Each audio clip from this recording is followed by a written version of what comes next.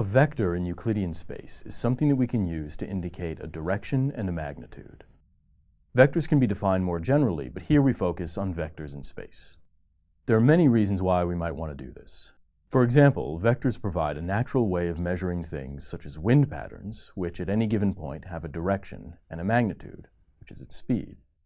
Let's start by picturing vectors in the xy plane. We can do this by drawing arrows. Each arrow has a length and points in a particular direction.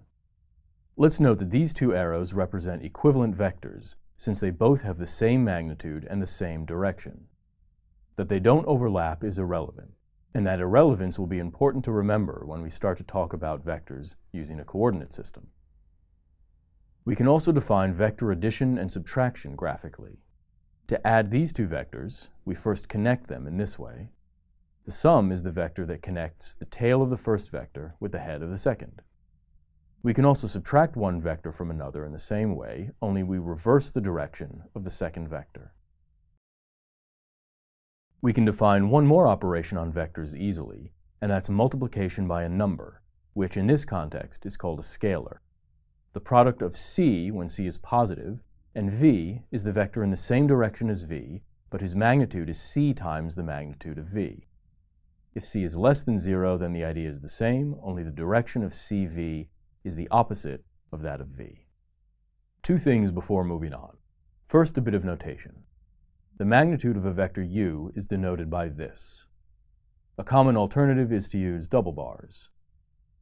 And a unit vector is a vector u whose magnitude is 1. We can get a more concrete sense of what we're talking about by referring to the rectangular coordinate system. We can represent a vector in the plane by 4, 5, for example. These numbers are called the components of the vector. More specifically, they're the x and y components.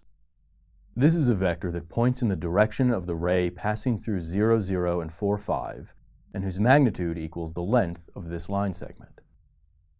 Note that this isn't enough to specify this vector as opposed to this one. We need to specify starting points to distinguish between these two. The operations that we defined earlier are easy to represent with coordinates, since they amount to saying that we add or subtract vectors by adding or subtracting corresponding components. And we multiply a vector by a scalar by multiplying each component by that scalar.